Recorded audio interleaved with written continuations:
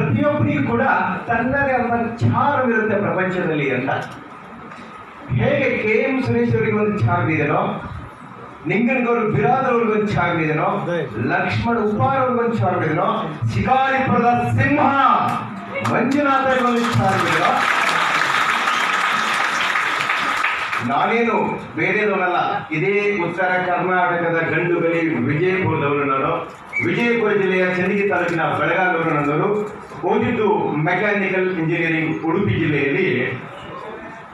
ಇಲ್ಲಿ ಪಕ್ಕದಲ್ಲಿ ಕುಳಿತುಕೊಂಡ್ರಲ್ಲ, ನಾನು ಪ್ರಾಥಮಿಕ ಶಾಲೆ ಪ್ರೌಢಶಾಲೆ ಇಂಜಿನಿಯರಿಂಗ್ ಓದ್ತಾ ಇರುವಾಗ ನಮ್ಮ ಅಪ್ಪ ಅಮ್ಮ ನಾನು ಓದ್ತಾ ಇದ್ದೆ ಏನ್ ಮಾಡ್ತಾ ಇದ್ರು, ಅವರು ಹೊಲದಲ್ಲಿ ದುಡ್ತಾ ಇದ್ರು. ಈಗ ನಾನು ಪಾಠ ಮಾಡ್ತಾ ಇದ್ದೇನೆ, ನನ್ನ ಪಾಠವನ್ನು ನಮ್ಮ ಅಪ್ಪ ಅಮ್ಮರು ಕೂಡ ಕಲಿಸ್ತಾ ಇದ್ದಾರೆ.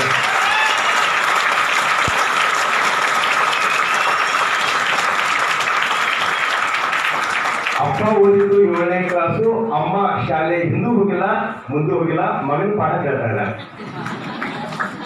ನಾನು ಒಬ್ಬನೇ ಇರಬಾರ್ದು ಜೀವನದಲ್ಲಿ ಅಂತ ಹೇಳಿ ನಮ್ಮ ಅಪ್ಪ ಅಮ್ಮ ಎಲ್ರಿಗೂ ಈ ಕೊರೋನಾ ಅನ್ನೋದು ಟೆಂಪರರಿ ಲಾಕ್ಡೌನ್ ಆಗ್ಬಿಟ್ರೆ ನನಗೆ ಪರ್ಮನೆಂಟ್ ಲಾಕ್ಡೌನ್ ಆಗಿ ನನ್ನ ಸಹೋದರ ಮಾವನ ಮಗಳನ್ನು ಮದುವೆ ಮಾಡಿಕೊಟ್ಟಿದ್ದಾರೆ. ನನ್ನ ಸಹೋದರ ಮಾವನ ಮಗಳು ಕೂಡ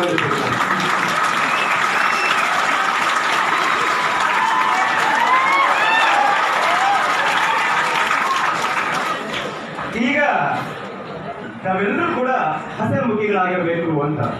ಹಾಗಾಗಿ ಜನರಿ ಜನ್ಮಭೂಮಿ ಸ್ವರ್ಗಾದ ಪಿ ಗಣೇಶ್ ಎನ್ನುವ ಹಾಗೆ ತಂದೆ ತಾಯಿಗಳ ಪರಿಚಯ ಇತ್ತು. ಹಾಗಾಗಿ ನಮ್ಮ ತಾಯಿಗಳ ಭಾರತಂಗಿಯರು ಕೂಡ ಒಂದು ಜೈಕಾರ ಹಾಕಿ ನಮ್ಮ ಶಿಕ್ಷಣನ ಕೇವಲ ಅರ್ಧ ಗಂಟೆ ಇರುತ್ತೆ. ಆ ನಂತರ ಒಂದು 40 ನಿಮಿಷಗಳ ಕಾಲ ಊಟಕ್ಕಿರುತ್ತೆ. ಆ ನಂತರ ಪ್ರತಿಯೊಂದು ವಿಷಯಗಳು ತುಂಬಾ ಮಹತ್ವದಾಗಿರುತ್ತೆ. ಹಾಗಾಗಿ ಅದ್ರ ಬಗ್ಗೆ ವಿಶ್ಲೇಷಣೆ ಮಾಡ್ತಾ ಹೋಗೋಣ. ಭಾರತ್ ಮಾತಾ ಕಿ ಸೌಂಡ್ ಇಲ್ಲಲ್ವಾ? ಭಾರತ್ ಮಾತಾ ಕಿ ಒಂದೇ ಒಂದೇ. ಆತ್ಮೀಯ ಸ್ನೇಹಿತರೆ, ತಾವೆಲ್ಲರೂ ಕೂಡ ಈ ಒಂದು ಸಂದರ್ಭದಲ್ಲಿ